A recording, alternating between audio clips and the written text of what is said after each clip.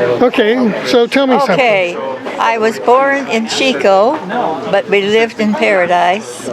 I was 3 days late, and my mother told me that I was late ever since. Well, you're consistent. And I don't even recall being late ever since. But anyway, and we lived I lived in the house that was always called the Orange House because it was painted kind of an orange. And then after my father was killed, we moved around the block to Scottwood and In Paradise. in Paradise, just right around the corner. Right. And my grandmother Smythe lived across the olive orchard, and so we could walked over there, or we walked on the railroad tracks to get from our house over to Elliott to go up to see the Smythes. And then,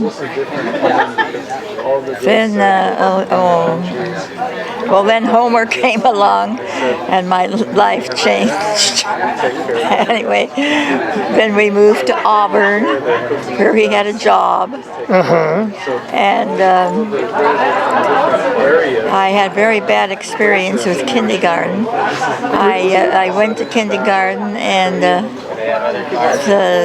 We did drawings of something, and the teacher told me my drawing wasn't very good, and I started to cry. And then she didn't like that, so she put me in the corner, and I had to sit in the corner while everybody went out for recess, so I would never go back again. So I didn't have much of a kindergarten experience. I know Betty Ann told me, "Oh, I'll give you a candy bar every day." She kept telling me, wanting me to get to kindergarten. Anyway, I didn't get there. That teacher, I don't know what kind of a kindergarten teacher she was, but anyway. One that didn't like your picture anyway. No, I can't even recall what kind of picture it was. And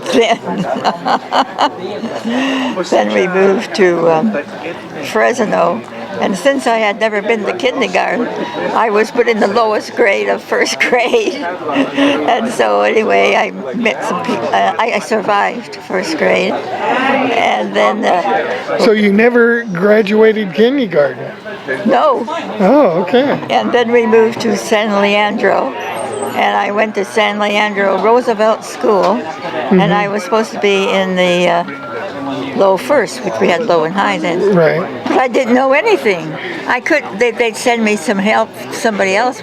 But once they told me what to do, I didn't understand. And so I was put back a grade into high first. And there I didn't know everything either. But I was enough knowledgeable to make up for what I needed. What did your mom teach you? Oh, she was busy having Huey. Huey was born in the middle of all this. Oh, okay. Huey was born in Auburn. And yes, that was another story. Huey coming along. Right. The birth didn't go right. Right. And so anyway, then after Auburn, we moved to Fresno. And as I say, I was put into the lowest of the first grades. Right.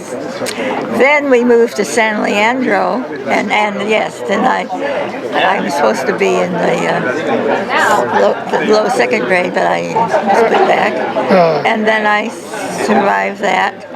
And then when I went into second grade, the teacher there was also the principal. The principal had a teacher class too. Noticed that I was intelligent enough to skip a grade and go into the grade I was supposed to be in. Oh, okay. And then I was very successful from there on. And well, I guess it just took a smarter teacher to recognize your ability. Right. I mean, yes. So anyway, I got back to where I was supposed to do and was successful from there on. I was, what do you call it in high school? The highest in grades. Like a valedictorian? Yeah, I was a Valedictorian? valedictorian. Yes, I was valedictorian in high school. Oh, okay. And anyway, I did succeed. How big was San Leandro High School? Oh, the high school? I don't know. It was during the war. And we had principals we had portables, for about a mile out, and they were wood-burning stoves. And the boys of the class would have to go get the coal and coal burning, Right. and make the fire. That's how they were heated. And if it happened to rain, we had to put up an umbrella because this is during the war. And anyway, I graduated. So there's no roof? Well, there was a potbelly stove in each with the chimney. Right, but you said you needed an umbrella. Oh, for the roof. Oh, yeah, we had roofs, but if they leaked, it was too bad. Oh, okay. You put up an umbrella. Okay. And then, anyway, so then I graduated. And we didn't have that many sports or anything like that. And then there was a football team and a baseball team, but that's about all I remember. Then we went to No cheerleading or what? no cheerleading? I see somewhere along the line. I think we did have cheerleaders. Okay. And then, and I was the physics teacher was given a lab technician to help, and I was given that.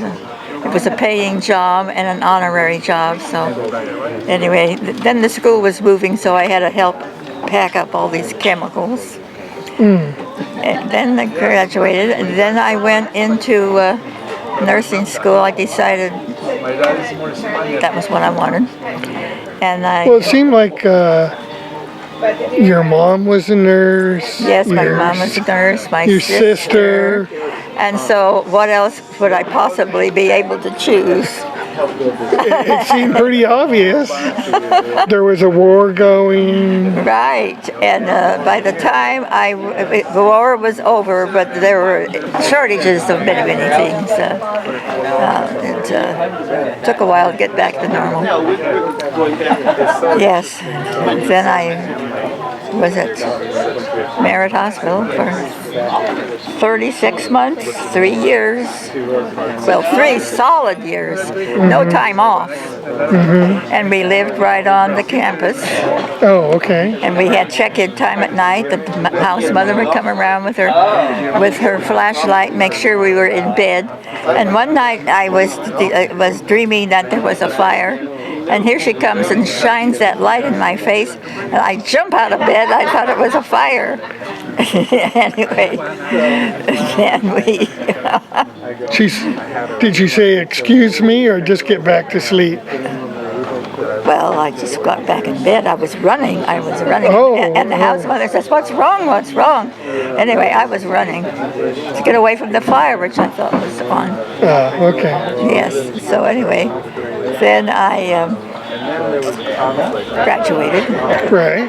And worked there for a bit, and then went down to Los Angeles to be with my sister. So she could corrupt you? Is that what it was? She what? So she could corrupt you? Oh yeah, that was it. And I lived in the nurses' home, and I could bicycle across town to go over to the Lackey residence, and I always enjoyed that. And took care of our grandnephews quite often. And as Frank says, I sat on him because I guess he was the worst behaved.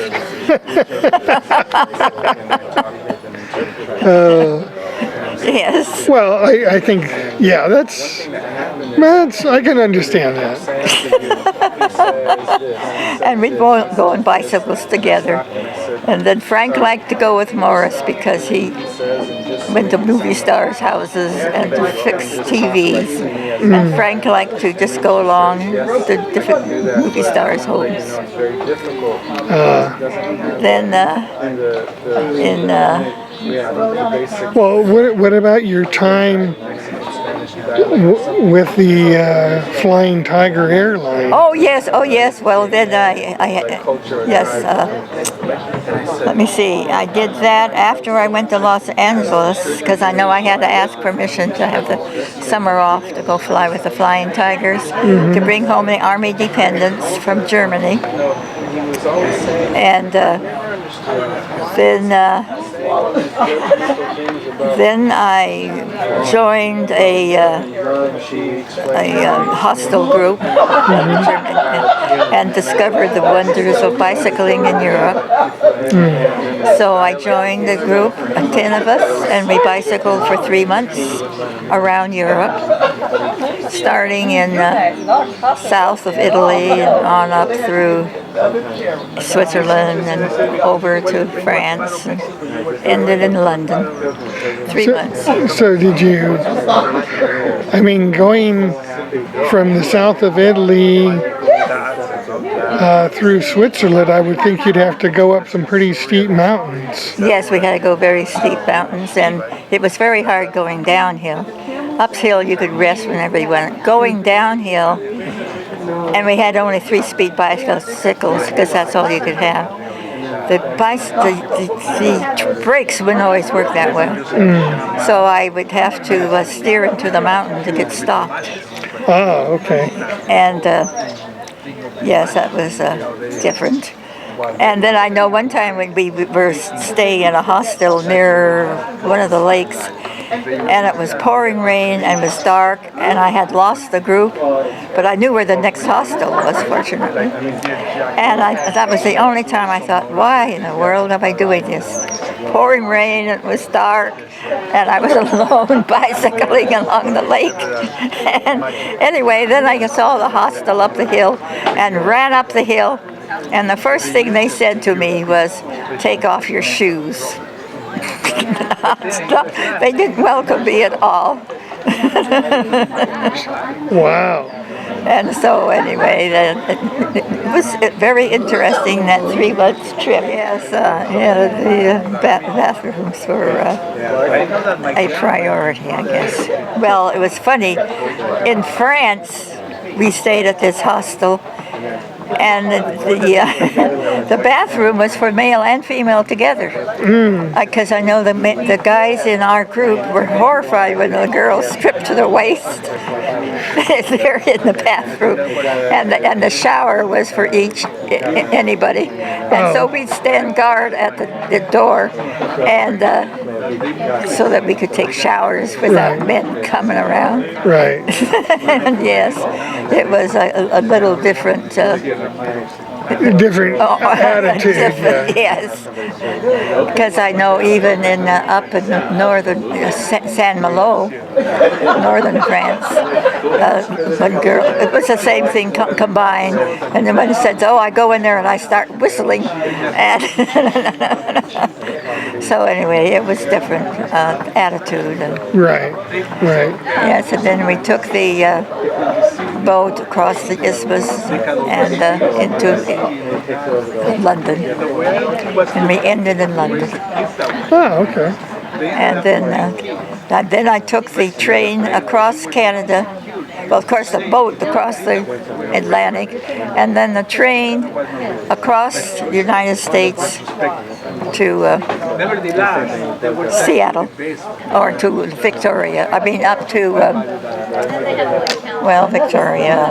Anyway, and Vancouver. And Vancouver, and then I know when I had to go through security, it was a mean guy. I mean, I was trying, I guess, hurrying him too much because he really complained. He said, "Slow down." So anyway, then I took the train down to San Leandro. Oh, okay. Oakland. Yes. And made it back. Made it back, and then I Well, I'd already gone to folk dances and things that had met Morris, and but then. Did you start folk dancing over in Europe or here in the U.S.? Well, this wasn't. I started folk dancing in the U.S. because the bicycle trip wasn't a folk dance trip. Oh, okay. It was more bicycle type. Right. But then with Morris afterwards, and after we got married, we did many folk dance trips. Because we met one of the folk dance teachers also led trips in Europe and stuff to different countries to folk dance. So anyway, then, yes. And then I wanted to wait 2 years before I started having children. So then after 2 years, I had Steve in Topanga, Santa Monica. And then... So Steve was born in Santa Monica? Right. Okay. Then Morris found out about the school here at Alameda, the De Valera station. Oh, uh-huh. So we came up here, and he went to the school there, and we found a Victorian house. That's still standing. And we're still... yes, many years later, we still have this Victorian house. So. Well, and as I remember, you lived in half the house. Oh yeah, at first we lived upstairs, and then downstairs had tenants. Then after they moved, we moved downstairs and then rented out the top. Mm-hmm. And then after Michael, because everybody had the 2 children downstairs, and then after Chrissy came, we took over the whole house. And then we had the whole house from there on. And here we are, sitting around the house. Yeah. Still standing. Still standing. Here for my 90th birthday. We lived here 60 years. Yeah. Well, you chose well. Yes, it did well. And well, now you had land down. oh yeah. Yeah, you had Topanga, but you had a house there. But you also had property. Yeah, we bought 40 acres. Right. And then we sold off 20 acres at a time. Oh, okay. Because it's on the side of a hill, as I remember. Right, yeah. And the one guy that bought it was a TV actor. And the next one was a lady who was the escort for the king in what country? Anyway, she was his girlfriend. Oh, okay. The king's son. Okay. Anyway, and she bought it, but then... and Ronald Reagan owned the property across the street. Right. So anyway, then that lady found out she had spent a lot of money trying to get a permit to build, and it was supposed to be no building. But anyway, the realtor didn't tell her that. She was planning anyway. She spent a lot of money trying to get a permit. But so they did not allow any building on that land. At that time, and I don't know why the realtor didn't tell her, but anyway, yes. And so anyway, she sold it to somebody, and then we got the money from that. Then that's when we came. Is that so? You got the money? Then is that when you bought the house with this? Yes, but we didn't have enough money for the down payment, so I went and worked 2 evenings a week to make the down payment, and that all worked. Then I had Michael. So I was well known in the maternity department because I had just worked there for 6 months. So they go, oh, we recognize you. yeah. So anyway, yes, and then I had Michael. And Chrissy and Linda.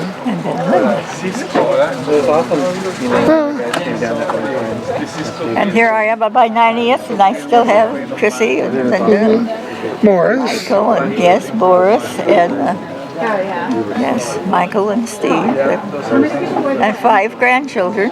Yeah. 5 grandchildren and 4 children, and anyway, so here we are, happily on my 90th birthday. Very good. Well, thank you. Yes.